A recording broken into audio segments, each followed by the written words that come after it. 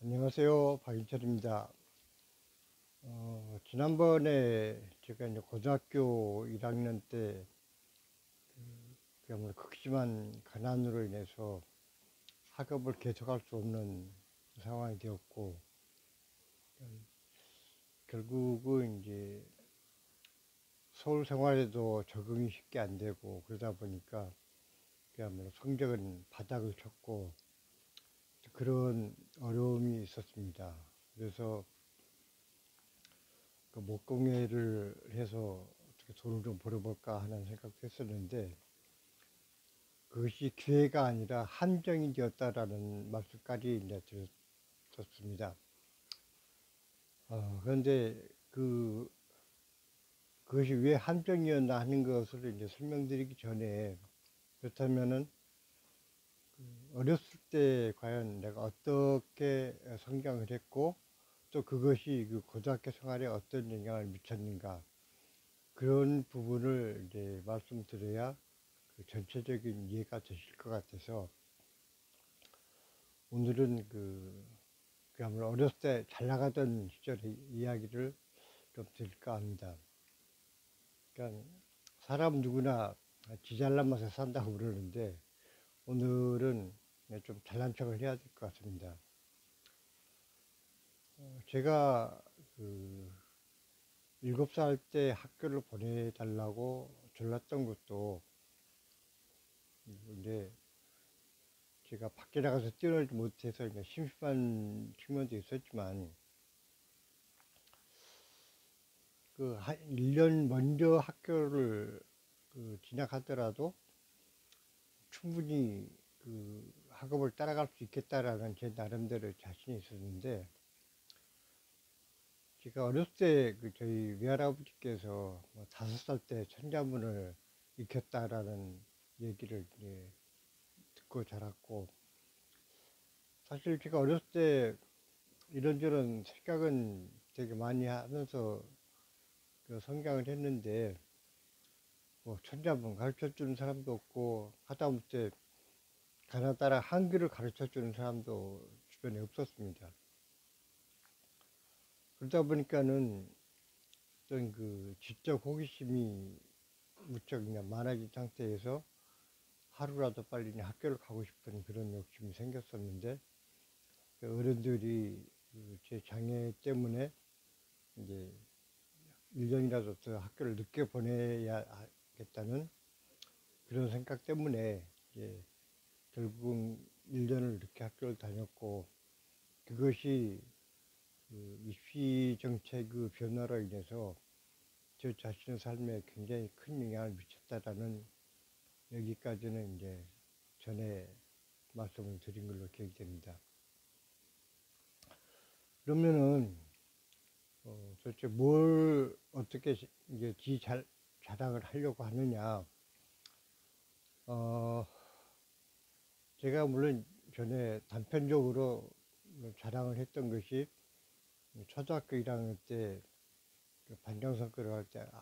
반 친구들이 저를 반장으로 거의 만장일치로 이제 저를 추천했었다는 얘기도 들었었는데 그럼 1학년 때 친구들이 왜 저를 반장으로 뽑으려고 했을까? 그 원인은 이제 제가 말씀을 안 드렸었는데 물론 초등학교 1학년 때야 누구나 다 뭐 수재고 천재라고들 하는데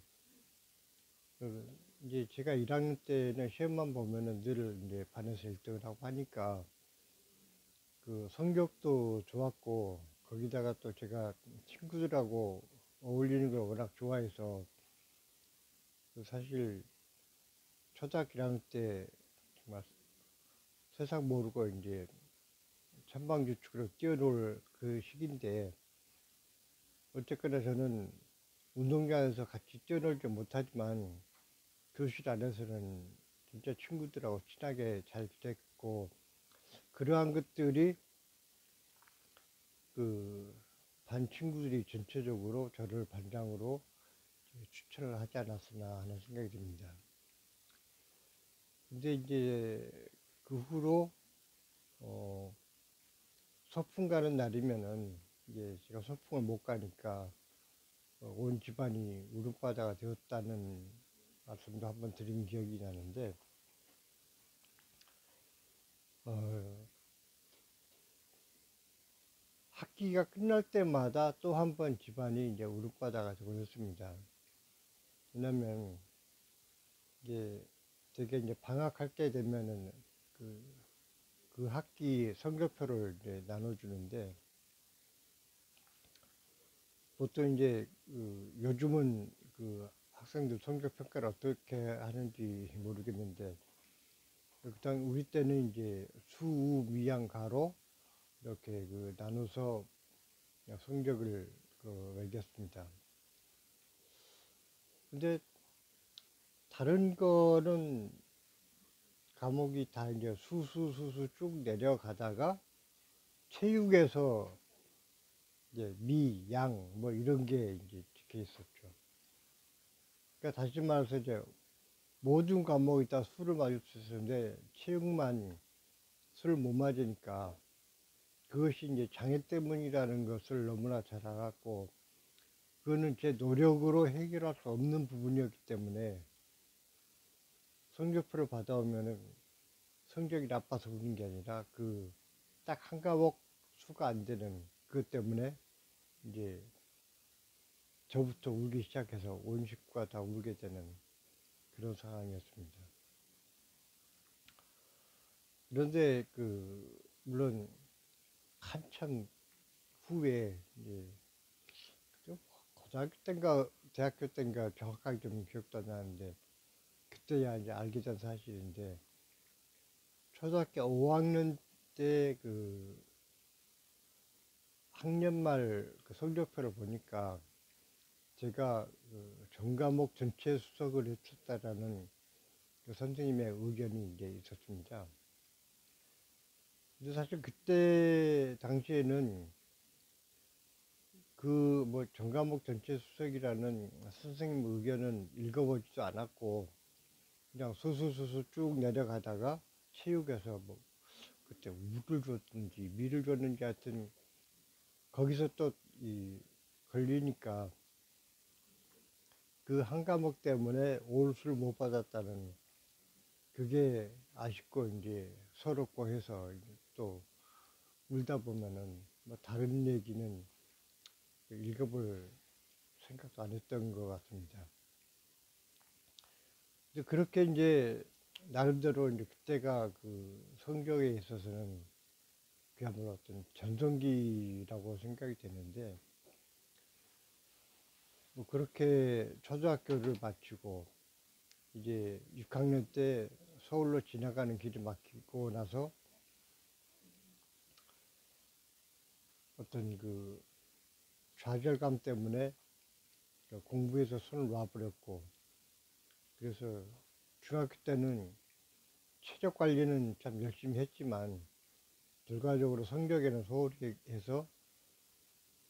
거의 그 공부를 안 하고 그냥 시간을 보냈는데, 뭐 그래도 어쨌거나 간에 상위권은 유지가 되어서 뭐 그냥 이렇게 버텼는데, 그것이 뭐 내가 공부를 잘해서 자만했다라는 측면도 있겠고, 또 하나는 시골 구석에서 이렇게 해봐야 내가 뭐 도시 애들하고 경쟁을 했을 때 과연 버텨낼 수 있을 것인가 하는 어떤 그 불안감 내지는 어떤 그 스스로를 어떤 한계를 이제 가지고 나 자신의 자신감을 상실해버린 그런 결과가 아니었나 싶은 생각이 듭니다. 어쨌거나 그렇게 이제 나름대로 좀 자만에 빠질 정도로 성적 유지를 하다가 막상 고등학교 들어와서 성적이 바닥을 기게 되니까 이건 아니다 싶은 생각에, 어, 사실 뭐 돈을 번다는 것도 중요했지만 그거보다는 뭔가 내가 마음을 추스르기 위해서 시간을 벌기 위해서 이제 휴학을 했던 것인데, 그것이 결코 그 돈을 벌 수 있는 기회가 아니었고, 결과적으로 저 자신을 혹독한 어떤 그 시련을 구렁텅이에 빠뜨렸고, 그 함정 속에서 이제 허우적거릴 수밖에 없었던 그 얘기는 이제 다음 시간에 또 해야 될 것 같습니다. 아무튼 그 목공의 그 작업실을 인수를 받아야 된다라는 그 목적을 이루기 위해서 1년 동안 그 험난한 시간을 보냈던 것은 사실 지금 나이 들어서 생각해보면 참 그 무모한 시도였는데, 그 당시에는 너무나 이제 제 상황이 절박했고, 그것만이 내 돌파구가 될 것이다라는 생각에서 앞뒤 안 가리고 이제 덤벼들었던 그 어떤 무모함이 제 삶을 엄청나게 그 좌우하는 그런 결과가 되었던 것 같습니다. 다만 제가 그런 어떤 그 교육 제도 안에서 요즘은 이제 고등학교까지 의무 교육이 되다 보니까 그 학비 부담도 거의 사라지고, 심지어 이제 무상급식으로 도시락을 안 싸가지고 가도 충분히 밥을 먹으면서 공부를 할 수 있는 그런 여건이 되었는데, 그 당시에는 우리나라 경제 규모도 그 정도로 이제 학생들을 배려할 만큼 되지가 않았었고, 그러다 보니까 어떻게든 그 시험을 잘 봐서 그 최우수자에 한해서 장학금을 좀 그런 한계 때문에 더더욱 그 학업을 계속 이뤄나가는 게 어려움에 닥쳤지 않나 생각이 됩니다. 그런데 이제 제가 또 한 가지 어렸을 때 기억나는 게, 만약에 그 아주 어렸을 때, 그러니까 초등학교 들어가기 전부터 이제 껌을 가지고 놀면서 뭐 이것저것 만들어 가지고 손재주가 좋아졌다라는 것도 이제 지난번에 말씀을 드렸었는데, 그 무렵에 껌을 가지고 노는 대신에 글자를 익혀가지고 독서를 많이 했다든가, 아니면 다른 어떤 그 기능을 익혔다라고 하면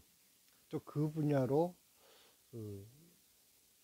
나갈 수 있게 되지 않았을까라는 여러 가지 가능성을 놓고 생각을 하게 됩니다. 그 중에 한 가지 이제 예를 든다면은, 제가 초등학교 2학년 때인지 3학년 때인지 모르겠는데, 그 시골에서는 뭐 그 당시만 해도 차도 거의 없었고 그 소음이 별로 없었습니다. 그래서 이제 집에 있다 보면은 가끔 가다가 이렇게 하늘에 비행기가 엥 하고 이제 날아가는 소리를 듣게 되는데, 그 비행기가 그 머리 위를 지나갈 때는 굉장히 그 소리가 높게 들리거든요. 그런데 점점 그 멀어질수록 소리가 그 작게 들리면서 그냥 단순히 작아지는 것이 아니라 그 높이가 되게 낮아지는다는 것을 느꼈어요. 그래서 왜 그러면 소리는 멀어질수록 소리가 그 거리가 멀어지니까 그 소리가 점점 작아진 것까지는 이해를 하겠는데, 왜 그럼 그 높이 자체가 낮아질 거라는 부분에 대해서는 이해가 안 되더라고요. 근데 그거를 뭐 누구한테 물어볼 수도 없고, 또 선생님들한테 여쭤보고 싶어도 그 뭐 학교 수업에서 나오는 내용이 아니다 보니까 그 괜히 쓸데없는 거 물어본다고 또 얄짤 맞을까 싶기도 하고, 그래서 그냥 궁금한 채로 지나치다가 고등학교 가서야 비로소 이제 물리 시간에 그 소리가 점점 거리에 따라서 높낮이가 달라지는 것은 그 음파의 그 진폭에 따라서 차이가 나는 것이고, 그것을 도플러의 효과라고 한다라는 것을 이제 배우게 됐습니다. 그때서야 비로소 아, 이게 내가 어렸을 때 그 의문을 품었던 그 현상이 도플러 효과였구나라는 것을 이제 알게 됐던 것이죠. 지금 생각해 보면은 그럴 때 만약에 그런 그 궁금증을 선생님께 질문을 하고 그것이 음파라는 것이 성질이 어떻게 되었고 그 거리에 따라서 어떤 차이가 나고 그것이 그 어떤 도플러의 효과라는 것으로 정리되고 있다는 것을 알게 되었더라면은 거기다가 또 새로운 그 시적 호기심을 더 가지고 그 과학적 그 탐구를 더 깊게 할 수 있지 않았을까라는 이제 생각이 드는 것이죠. 제가 이제 결국은 그 교육제도나 이 우리나라에서 그 사지선다형 시험이 앞으로 그 AI가 발달하는 이 시대에 얼마나 그 부질없는 그 교육인가라는 것을 늘 이제 강조하게 되는데 사실 그 사지선다형에서 테스트하는 것은 단순한 기억력을 테스트하는 것일 뿐인데 인간의 그 정신 능력이 꼭 기억력만 있는 것은 아니겠죠. 그 사물에 대한 어떤 판단력, 그 추리력, 뭐 상상력 등등 여러 가지 그 정신적 영역이 있고 또 꼭 정신만 그 강조한다고 해서 된 것도 아니고 요즘에는 그 스포츠라든지 뭐 음악이라든지 미술이라든지 그냥 뭐 다양한 분야에서 자기의 개성을 살려가지고 그 재능을 그 활성화시키는 그런 노력들이 많이 점차적으로 자리를 잡아나가고 있는 것 같습니다. 다시 말해서 뭐 김연아 선수한테 뭐 장문을 시킨다든지 손흥민 선수한테 노래를 잘 부르라고 시킨다면은 결코 그 현주와 같은 그런 탁월한 재능을 발휘를 못했겠죠. 결국은 그런 그 교육의 방향이 그러니까 자기 자신이 가지고 있는 그 재능을 얼마만큼 적재적소에 그 사람의 어떤 역량이 키워줄 수 있는가에 대한 어떤 그 분석과 거기에 따른 그 맞춤형 교육이 절실히 필요한 시대가 아닌가라는 생각이 듭니다. 그래서 저도 만약에 1년만 일찍 학교에 진학을 했거나 아니면은 학교 교육과는 다르게 하다못해 어렸을 때 글자를 좀 일찍 익혀서 독서를 충분히 했다든가 했으면은 꿈을 가지고 놀지 않고 좀 더 내가 그 사유를 좀 더 풍부하게 하고 다양한 그 방향에서 나의 가능성을 그 찾지 않았을까라는 아쉬운 생각이 들면서 결국은 뭐 잘난 척 한다라고 이제 말씀드렸는데 잘난 척이 아니라 결국은 또 아쉬움으로 이제 얘기가 마무리가 되는 것 같습니다. 그래서 현대 사회를 살아가는 학부모들은 되도록이면은 그 어린아이들이 진정 좋아하는 것이 무엇이고 또 그것이 어떻게 개발될 수 있는가 하는 그 각각의 그 가능성 그것을 최대한 발현시킬 수 있는 방향으로 교육에 관심을 갖는 것들이 필요하지 않을까라는 생각에서 다시 한번 제 어린 시절을 되돌아봤습니다. 네, 오늘은 이만 말씀드리고 그야말로 이제 서울 생활에서 겪었던 그 엄청난 시련들에 대해서는 다음 시간부터 이제 본격적으로 말씀을 드리게 될 것 같습니다. 감사합니다.